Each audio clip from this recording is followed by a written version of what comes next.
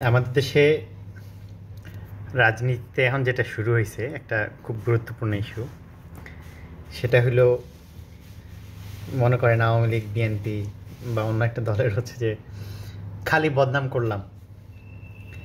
এখন আমার একটা প্রশ্ন, মনে করেন যে আপনি যাকে পছন্দ করেন না, আপনি সারাদিন তার বদনাম করলেন 24 ঘন্টা,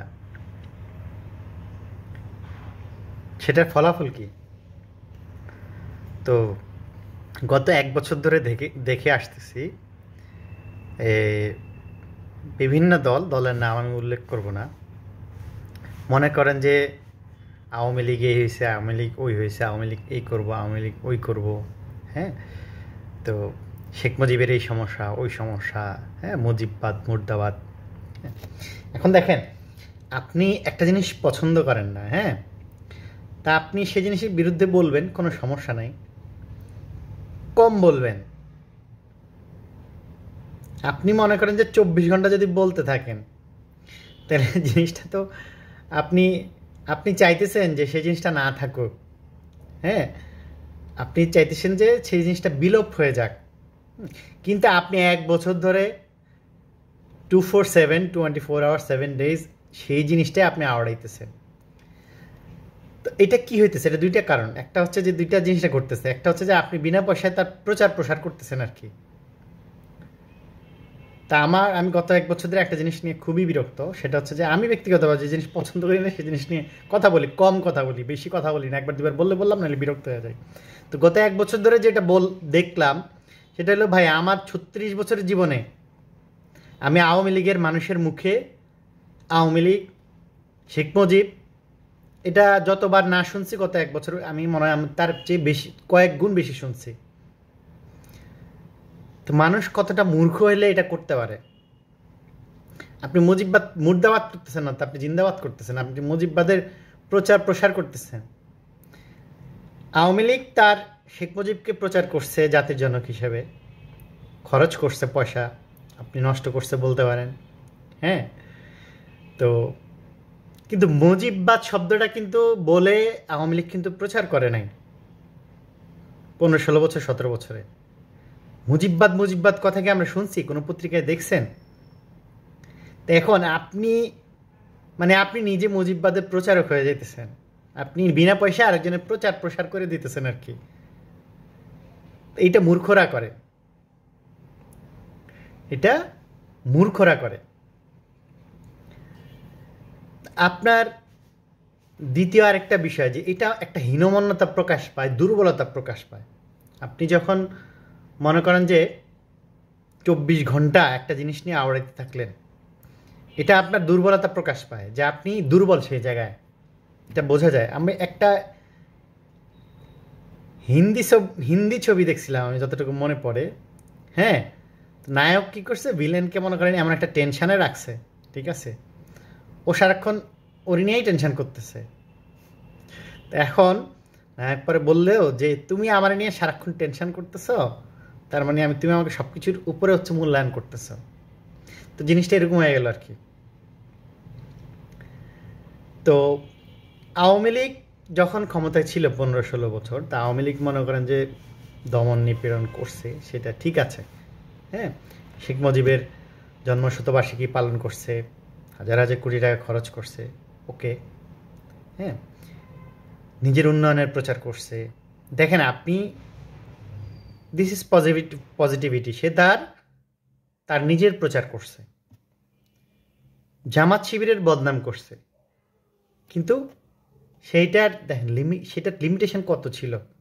মনে করেন বছরে 2 দিন, 3 দিন, 4 দিন বদনাম করছে আওয়ামী লীগের, বাকি সময় সে সুনাম করে গেছে, উন্নয়ন, শেখ মুজিব জাতির জনক। হ্যাঁ, এখন আপনি বিপরীতটা করতেছেন। আপনি হচ্ছে নিজেরটা বলতেছেন এতটুকু, মনে করেন দিনের 1 ঘন্টা, আর 23 ঘন্টা বলতেছেন আওয়ামী লীগ, শেখ মুজিব, মুর্দাবাদ, এগুলো বলতেছেন। মুজিববাদের প্রচারক আপনি হইতেছেন। তো এইটা বাংলাদেশেই মনে হয় মানুষ এতটা মূর্খ হয় আর কি। পৃথিবীর কোনো দেশে মানুষ এতটা মূর্খ হয় কিনা আমি জানি না। আমাদের এটা ট্রেডিশন হয়ে গেছে। হ্যাঁ, আমরা 1 বছর ধরে আওয়ামী লীগকে মারার চেষ্টা করে আমরা জীবিত রাখতেছি। তা আওয়ামী লীগও জামাত শিবিরকে নিয়ে পলিটিক্স করছে, হ্যাঁ, করে একটা সময় করছে, করে সেটাকে দমন করে দিছে। তারাও জিয়ায় রাখছে রাজনীতি করার জন্য, কিন্তু সেটা কতটা পরিমাণে, এতটা পরিমাণে হয় না যে নিজের চেয়েও জামাত শিবির প্রাধান্য বেশি পেয়ে গেছে, সেটা হয় নাই, হ্যাঁ, বা নিজের চেয়েও বিএনপি বেশি প্রাধান্য পাওয়া গেছে, সেটা হয় নাই। নিজেরটা প্রচার করছে বেশি, বিরোধী দলমত সেটার দমন করছে, কিন্তু প্রচার করছে কম। কিন্তু এখন হচ্ছে উল্টা। তো আমার কাছে খুবই অবাক লাগে আর কি, খুবই হাস্যকর লাগে যে এই চিন্তাভাবনা করে আমরা দেশ পরিবর্তন করব। আমাদের চিন্তাভাবনা কতটা নিচে, কতটা হীনমন্য চিন্তাভাবনা। যাকে আমি শত্রু মনে করতেছি, যাকে আমি অপোজিশন মনে করতেছি, তাকে আমি ছাড়াইয়া যাব কিভাবে সেটাই আমি জানি না। আমি ভাবতেছি যে 24 ঘন্টা মানে তার বদনাম করলে তাকে ছাড়াইয়া যাব। তো হয় কি, আসলে একটা জিনিস বোঝাটা খুবই জরুরি, হ্যাঁ, সেটা হচ্ছে যে বয়ান। দেখেন, সাধারণ মানুষ বয়ান মনে রাখে না। সাধারণ মানুষ বয়ান কখনো মনে রাখে না। বয়ান বেশি দিন মানুষের মনে থাকে না, এই জন্য বয়ান বারবার বারবার মানুষকে মনে করাই দিতে হয়। মানুষ কাজ মনে রাখে। আপনাকে যদি আরেকজনকে ছাড়াই যেতে হয়, আপনাকে কাজ দিয়ে ছাড়াই যেতে হবে, বয়ান দিয়ে ছাড়াই যেতে পারবেন না। এখন মনে করেন যে আমি ব্যক্তিগতভাবে যেটা মনে করি, যেটা হচ্ছে যে মনে করেন শেখ মুজিবের, হ্যাঁ, বাংলাদেশের মুক্তিযুদ্ধে অবদান আছে, নিঃসন্দেহে অবিস্মরণীয়, অস্বীকার করার কোনো সুযোগ নাই। আপনার বিএনপির ক্ষেত্রে আমি বলি জিয়াউর রহমানের অবদান আছে, অস্বীকার করার কোনো সুযোগ নেই। অন্যান্য যারা আছে, চার নেতা, বীরশ্রেষ্ঠ বা অন্যান্য মুক্তিযোদ্ধারা যারা আছে, সবারই অবদান আছে, হ্যাঁ, কারো অবদানই অস্বীকার করার সুযোগ নেই। বুদ্ধিমানরা কখনো মানুষের অবদান, কৃতজ্ঞতা অস্বীকার করে না, স্বীকার করে। আর যদি তারা কোনো ভুল করে থাকে, সে ভুল থেকে শিক্ষা নেয়। এখন একটা খুব গুরুত্বপূর্ণ বিষয় হচ্ছে যে বয়ান। আপনি মনে করেন যে আওয়ামী লীগ এককভাবে মনে করেন প্রচার করলো, স্ট্যাবলিশ করার চেষ্টা করলো যে শেখ মুজিবই স্বাধীনতার সব কিছু।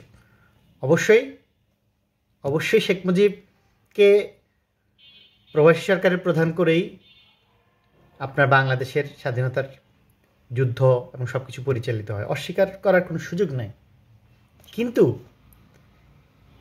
শেখ মুজিবই তো মানে স্বাধীনতার একক ব্যক্তিত্ব না। তো সেটা খরচ করুক, প্রচার করুক, যতই করুক, সেটা কিন্তু ইস্টাবলিশড হয়ে যায় নাই।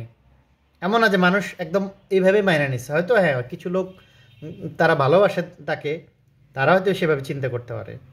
এখন মনে করেন আমি বিএনপির ক্ষেত্রে আসি, মনে করেন স্বাধীনতার ঘোষক জিয়াউর রহমান প্রচার করতেছে, প্রসার করতেছে, হ্যাঁ, তারা করতেছে তাদের মতো। এখন আওয়ামী লীগ মনে করেন যে জিয়াউর রহমানের মনে করেন যে এই উপাধিটা বাদ দিয়ে দিল।